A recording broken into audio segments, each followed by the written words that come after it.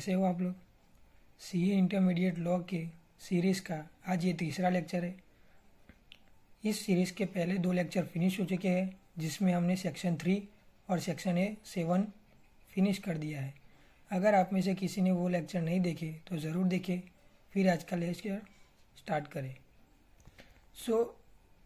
आज हम सीखने वाले हैं सेक्शन 10A के बारे में, जो कि बात करता है कमेंसमेंट ऑफ बिजनेस। अभी तक हमने 2 सेक्शन फिनिश कर दिए हैं, सेक्शन 3 और सेक्शन 7।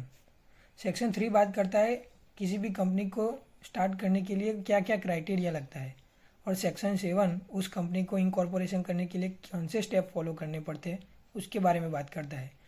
अभी जब कंपनी बन गई है तो क्या कंपनी बनने के तुरंत बाद ही हम बिजनेस करना स्टार्ट कर सकते हैं?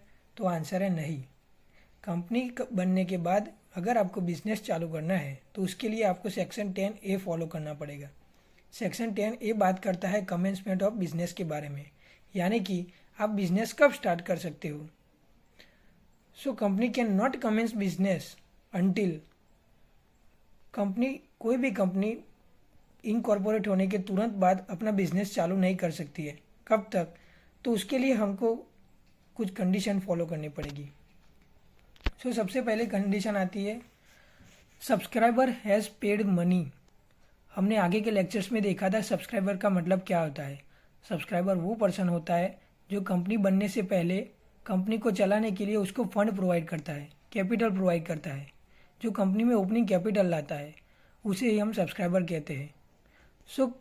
सारे सब्सक्राइबर जो MOA में जिनका नाम लिखा है, उन्होंने जो MOA में शेयर फिक्स किए हैं, उनका जो भी अमाउंट है वो पे कर दिया हो कंपनी को, ऐसा ये बोल रहा है।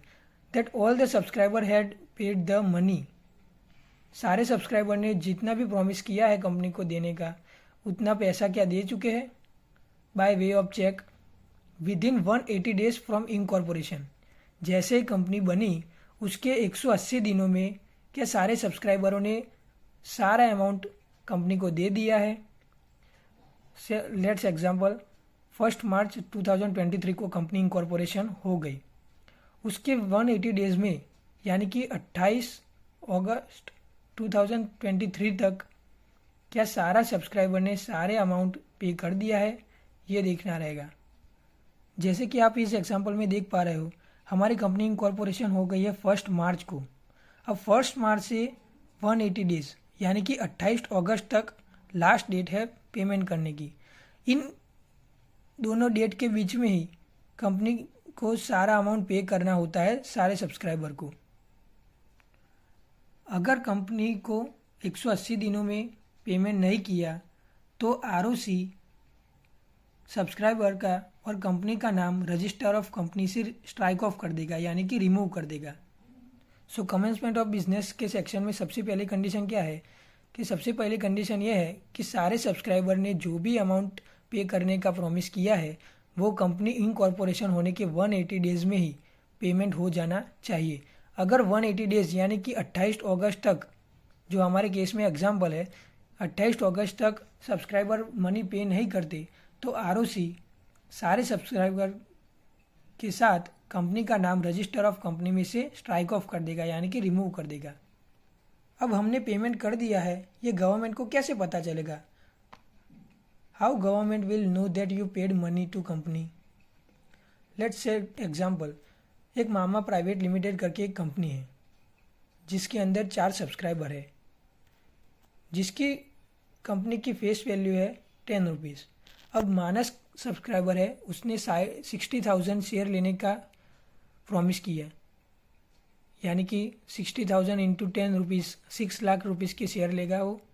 अंकुश है वो 4 लाख रुपीज़ के शेयर लेगा, मनोज 3 लाख रुपए के शेयर लेगा, एंड अंकित जो है वो 1 लाख रुपीज़ का शेयर लेगा।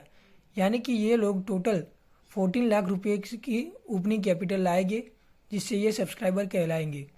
हम लोग को कैसा पता चलेगा कि ये 14 लाख कंपनी में पे हो चुका है?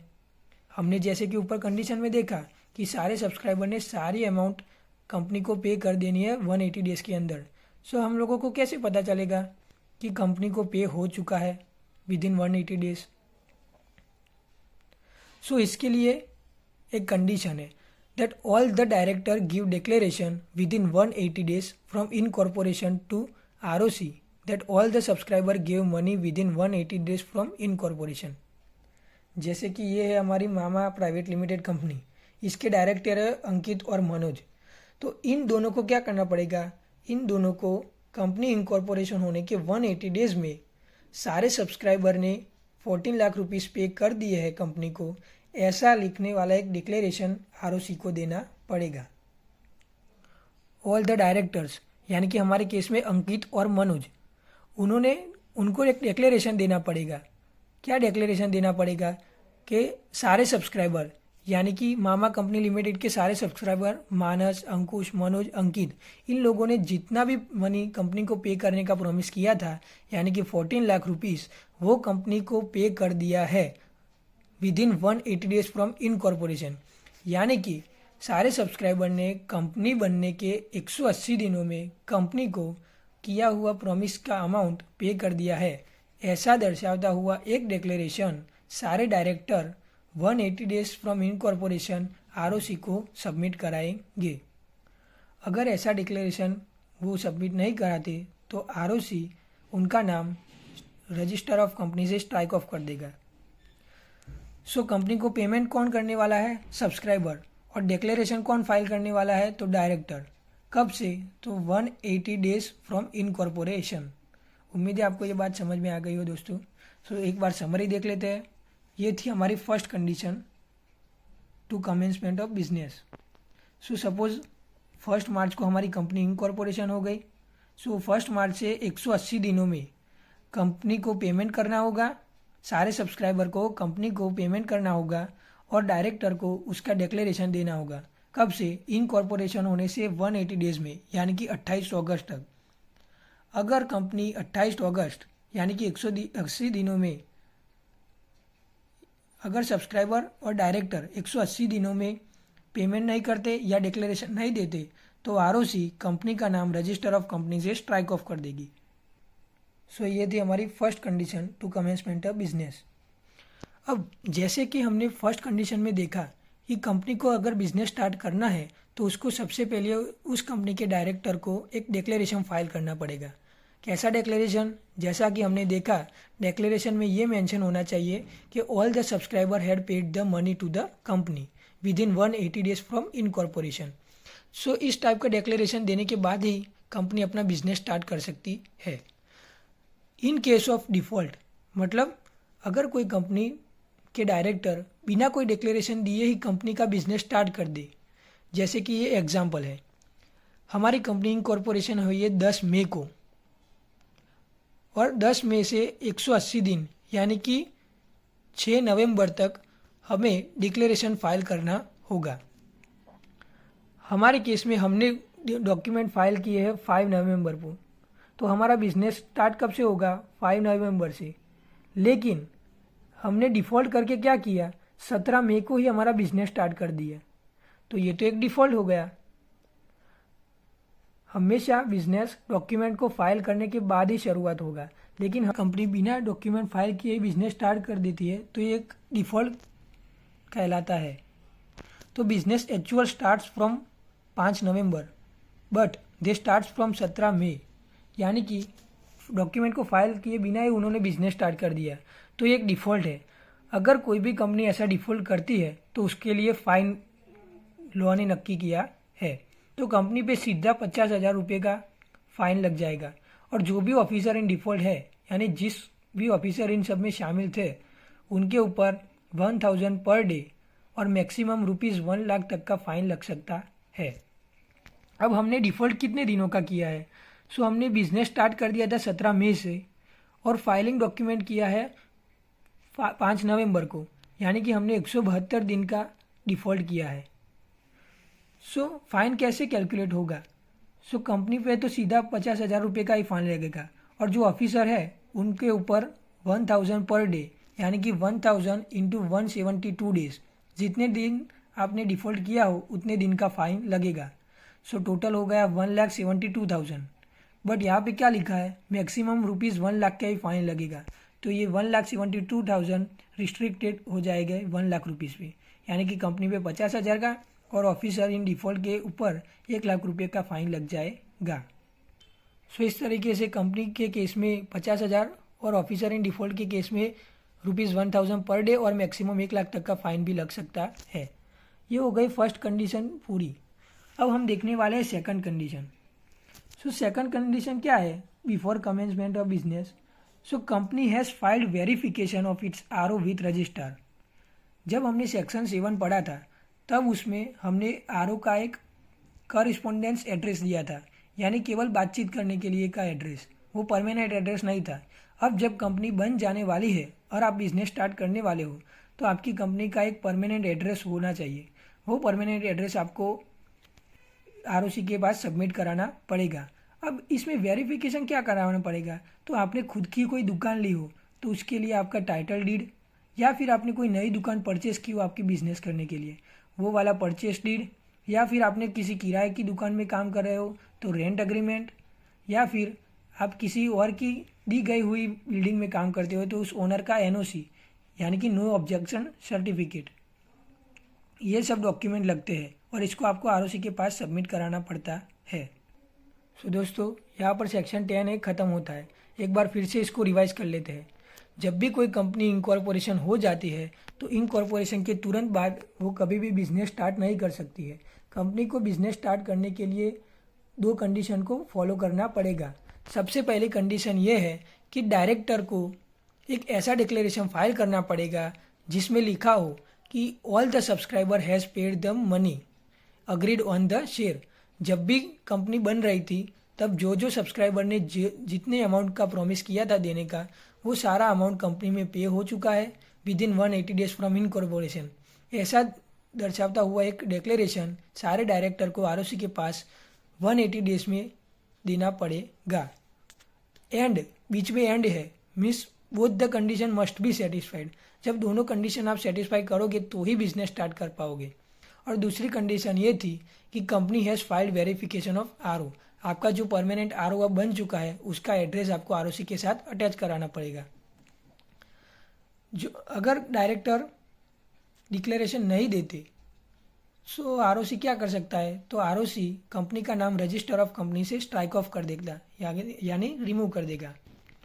इफ़ एनी डिफ़ॉल्ट मेड, यानी कि ऊपर की दोनों कंडीशन में अगर कोई भी डिफ़ॉल्ट होता है सो कंपनी के ऊपर 50,000 रुपये का फाइन, और ऑफिसर इन डिफ़ॉल्ट होगा उसके ऊपर ₹1,000 पर डे और मैक्सिमम 1 लाख रुपीज़ तक का फाइन लग सकता है। डिफ़ॉल्ट किस में लग सकता है? तो if you start business without filing declaration, अगर कोई भी इंसान कंपनी का बिजनेस स्टार्ट कर दे without filing this declaration, then उसके ऊपर ये सारा फाइन लग सकता है। सो इस सेक्शन में इतना ही था दोस्तों। सेक्शन 10 है commencement of business. So business start करने के लिए आपको 2 कंडीशन का फॉलो करना पड़ेगा। डायरेक्टर को 180 डेज फ्रॉम इनकॉर्पोरेशन एक डिक्लेरेशन देना पड़ेगा। डिक्लेरेशन में ये लिखा होगा कि all the subscriber has paid money. अगर डिक्लेरेशन नहीं देते तो आरओसी आपका नाम रजिस्टर ऑफ कंपनी से स्ट्राइक ऑफ कर देगा। और दूसरी कंडीशन, आपको आपके आरओ का एड्रेस आरओसी के पास अटैच करवाना पड़ेगा। अगर दोनों कंडीशन में कोई भी डिफ़ॉल्ट आता है तो कंपनी के ऊपर 50,000 और ऑफिसर इन डिफ़ॉल्ट के ऊपर 1,000 पर डे, मैक्सिमम ₹1 लाख तक का फाइन भी लग सकता है। उम्मीद है दोस्तों आपको सेक्शन 10 समझ में आ गया होगा। अब हमने अभी तक देख लिया कि कंपनी के फॉर्मेशन के लिए क्या क्या क्राइटेरिया है और कंपनी को बनाने के लिए कौन कौन से स्टेप फॉलो करने पड़ते हैं, और कंपनी बन जाने के बाद उसका बिजनेस स्टार्ट करने के लिए कौन सी 2 कंडीशन फॉलो करनी पड़ती है। इतना समझ लेने के बाद अब हमारी कंपनी बनकर तैयार हो गई है। सो कंपनी अगर बन जाए, कंपनी एक बार आरओसी में रजिस्टर हो जाए तो उसके क्या क्या इफेक्ट है ये हम सेक्शन 9 में देखने वाले हैं। सेक्शन 9 एक बहुत ही छोटा सेक्शन है और इसे आप लोगों ने फाउंडेशन में भी पढ़ा हुआ है। सो सेक्शन 9 बात करता है इफेक्ट ऑफ रजिस्ट्रेशन के बारे में। जब भी हमारी कंपनी आरओसी में रजिस्टर हो जाए सो उसके क्या क्या इफेक्ट होंगे। तो सबसे पहले हमने बात की थी कि सब्सक्राइबर क्या होते हैं। सब्सक्राइबर वो लोग होते हैं जो कंपनी बनने से पहले हमें कुछ अमाउंट देने का प्रॉमिस करते हैं, कुछ कैपिटल देने का प्रॉमिस करते हैं। तो जब भी कंपनी बन जाएगी तो वो लोग सब्सक्राइबर से मेंबर बन जाएंगे। दूसरी चीज़, कंपनी बिकम बॉडी कॉरपोरेट, ये लोग ये बात भी आपने पहले सीखी हुई है। फिर आता है company can sue and can be sued and to be sued, यानी कंपनी किसी के ऊपर केस फाइल कर सकती है या फिर कोई और कंपनी के ऊपर केस फाइल कर सकता है। एक्सरसाइज ऑल द फंक्शन, यानी कि वो कंपनी के जैसे सारे काम कर सकता है, वो सारे कॉन्ट्रैक्ट कर सकता है। Power to acquire, hold and dispose of property on its own name, यानी कि वो खुद के नाम पर कोई असेट या प्रॉपर्टी भी खरीद बेच सकता है। इस तरीके से सेक्शन 9 यानी कि रजिस्ट्रेशन होने के बाद कंपनी सारे वो काम कर सकती है और कंपनी एक सेपरेट लीगल एंटिटी बन जाती है। ये बहुत ही कॉमन सेक्शन है दोस्तों, ये सेक्शन पहले आपने पढ़ा हुआ है।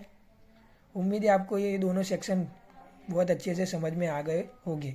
तो अभी तक हमने 5 सेक्शन कंप्लीट कर दिए हैं दोस्तों। सबसे पहला सेक्शन होता सेक्शन 3, जिसमें हमने देखा फॉर्मेशन ऑफ कंपनी के बारे में, जिसके अंदर क्राइटेरिया दिया हुआ था, जिसमें प्राइवेट कंपनी के 2%, पब्लिक कंपनी को बनाने के लिए मिनिमम 7% और ओपीसी के लिए 1% लगता है। फिर हमने देखा था सेक्शन 3A, जिसमें हमने देखा था मेंबर्स आर पर्सनली और सेवरली लायबल, यानी कि अगर company reduce number of members के साथ मोर देन 6 मंथ के लिए काम करती है और आफ्टर दैट 6 मंथ कोई भी लायबिलिटी इंकर होगी तो all the members who are cognizant of this fact are severally और पर्सनली लायबल।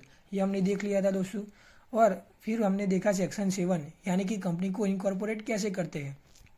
सो इसके अंदर हमने टोटल 4 स्टेप देखे थे और उसके बाद उस पर लगने वाली पेनल्टी भी देख ली थी, जिसमें सबसे पहला स्टेप था डॉक्यूमेंट फाइल करने के लिए, दूसरा स्टेप था सर्टिफिकेट ऑफ इनकॉर्पोरेशन लेने का, तीसरा स्टेप था कॉर्पोरेट आइडेंटिफिकेशन नंबर लेने का और फोर्थ स्टेप था कि सारे डॉक्यूमेंट कंपनी वाइंड अप नहीं हो जाती तब तक संभाल कर रखने के लिए। उसके बाद हमने देखा था कि अगर हम झूठे सर्टिफिकेट देकर कंपनी कॉर्पोरेशन करते हैं तो क्या क्या पेनल्टी लगती है। उसके बाद हमने देखा सेक्शन 10A, जिसके अंदर हमने फिलहाल देखा कि बिजनेस कंपनी इनकॉर्पोरेट होने के तुरंत बाद स्टार्ट नहीं करते, उसके लिए हमें 2 कंडीशन का फॉलो करना पड़ता है। और अभी फिलहाल हमें लास्ट में देखा कि सेक्शन 9 इफेक्ट ऑफ रजिस्ट्रेशन, यानी कि कंपनी एक बार रजिस्टर हो जाए फिर वो अपने सारे कार्य खुद के नाम पे कर सकती है। इस तरीके से हमने टोटल 5 सेक्शन कंप्लीट कर दिया है दोस्तों। उम्मीद है आपको सारे सेक्शन अच्छे से समझ में आए होंगे। Thank you.